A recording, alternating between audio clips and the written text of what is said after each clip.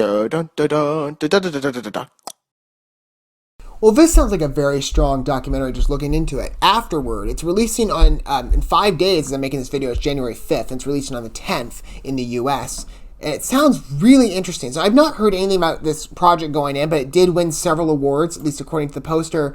It's been at the river. Actually, I'm going to click on a different window so I can actually see these titles a little better. Like, making it out on the poster on my small screen isn't exactly working. But it's been at the DOC NYC, Santa Barbara International Film Festival, the Big Muddy Film Festival, the Tel Aviv Human Rights Festival, the Greenwich International Film Festival. It's been at a whole bunch. I mean, you can look at the complete list on IMDb and see for yourself where it's been. Most of those are rooted in the U.S., other than the Tel Aviv Human Rights Festival on the 9th of December. So that was very recent this year. And that was in Israel, of course. So, in case you're not familiar with Afterward, I'm assuming probably a lot of you guys are not, let's take a look at the synopsis together. And this is according to IMDb. This sounds really good.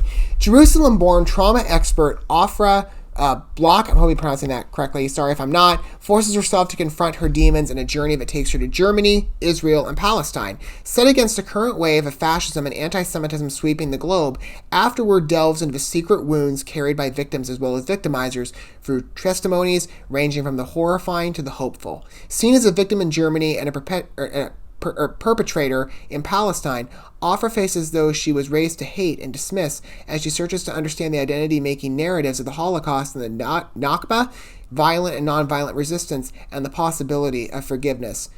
Doesn't it just kind of tug at your heartstrings a bit? That's a really poignant summary. And that's what I like about documentaries, right? I mean, they have probably some of the best plot summaries I've ever seen on IMDb. Like, that's what I like about documentaries. They really stand out. You know, obviously there's all the other movies out there. There's all those, CGI, aliens invading the planet, explosions everywhere, right? Those movies are entertainment. They have a time and place. But documentaries are very different. They let us learn things. But what I also like about documentaries is that they put us better in touch with our humanity and ourselves, including me. Like, I can tell you, I've seen so many documentaries at this point, and it's like the things I've learned and the things that I now understand better about myself that I wouldn't have by watching, like the Avengers movie, right? It's not like the Avengers movies, they're a soul-searching experience. That's not often a label that I would put on that. But documentaries maybe, right? They teach us things about life that we might not know or might be not familiar with. And maybe sometimes they just remind us of things that we should always remember. And you see an experience like this, it puts us better in touch with, not just ourselves, but other people around the world. But this one especially, like, I just really like reading this and just seeing this person's story, just in short form. We haven't seen the trailer yet, but just being told right there. Like, this is a woman giving her account on, her life and her experiences and what's happened to her. But specifically, you're kind of sensing from her that there's been some animosity in her life, which she describes. And I think for anybody, because it says in the synopsis that she was born in Jerusalem, and probably it says she takes her journey through Germany and Palestine and the history there. Like, specifically, she mentions the Holocaust. I mean, seeing as you enter a country, people sometimes remember that history. It's traumatic. It can be. It can be just in that moment, just emotionally debilitating. It really does make you consider. I certainly feel, reading that, my heart goes out to this woman. But I really like what she's doing here. She's realizing that, there have been some horrible events in history. Like, obviously, the Holocaust should never have happened. It was just an awful, egregious, offense of pure hatred. And it really makes you consider, like, one day, will there ever be an opportunity where we can look at one another and see, despite nationality or culture or, differences in tradition or differences in practices, whatever makes us each different, because nobody on earth is the same from one another. Can we all just look at each other and see that we're all human? And I think that's what I'm seeing here. But it's also kind of a journey for her, meeting our faces and seeing maybe not everybody in the world. Like, sometimes, people, we're sinful creatures. We do bad things, right? And there have been some pretty horrific things we've done, like what's mentioned in the synopsis. But there are also great people in the world, and people that wouldn't never enforce things like that. And for her to take this journey, and for other people to see through her, that's what's making this so appealing, is that we can probably all watch this documentary and resonate with Ofra Bloch, I hope I'm pronouncing her name correctly, in that we all are human. We all make mistakes. We're all from the same creator. We're all in the same environment here, right? We're all living the human experience together. Can we ever find that commonality between us and just maybe we can still silently acknowledge the differences in our heads, but at the same time, can we truly learn to be mirrors of God and love one another in the same way he loves us? It makes me think about that, right?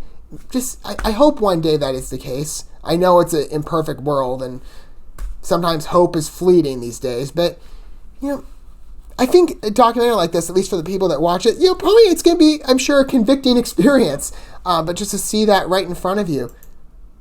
But I think that's what makes documentaries so special, is it really does make us understand ourselves better understand people around us in our world, and we learn new things. That's what I like about these projects. I love learning new things. So, let's take a look at Ofra Bloch's experience and learn what this has been like for her.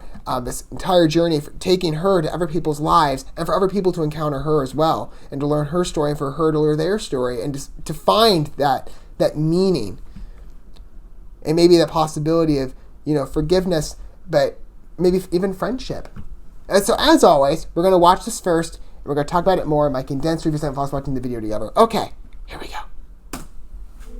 We're still all the same Earth, guys. In Israel, the Holocaust was part of my everyday life. That's really sad. I was raised to fear Germans and Palestinians. My father died at an SS meeting. I knew so very little. I was, you could say, blind.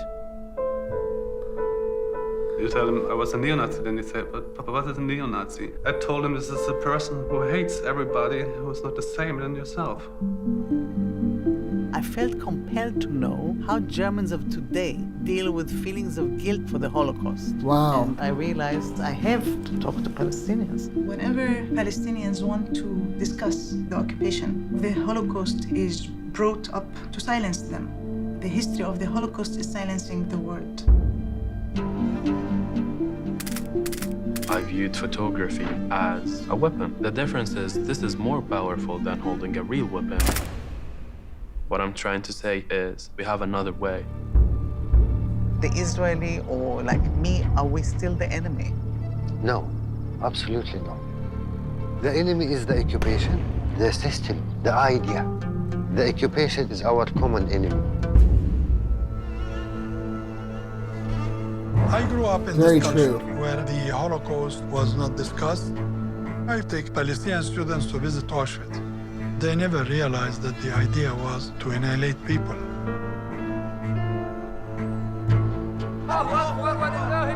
We are living in a reality in which the more Israelis breathe, the more we choke. We could have become like them. This is what we have to remember always. I wonder if any of us have learned from the past. That's a very moving quote. That's got some really tender moments, I will definitely say. It looks very well made. I mean, I definitely like with documentaries having those eyewitness encounters. Or not eyewitness, because that was, again, so long ago, but having those experiences where people, maybe they grew up hearing that history, they have relatives that have carried those stories to the different generations, and they're able to stand there and tell their story, so that we can... that's what I like. It's not just like, reading...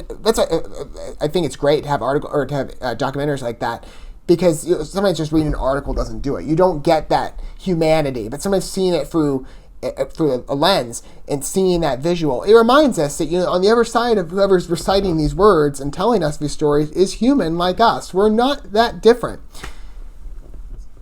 That's a really good documentary. I definitely like it. It's very high quality, I would definitely say.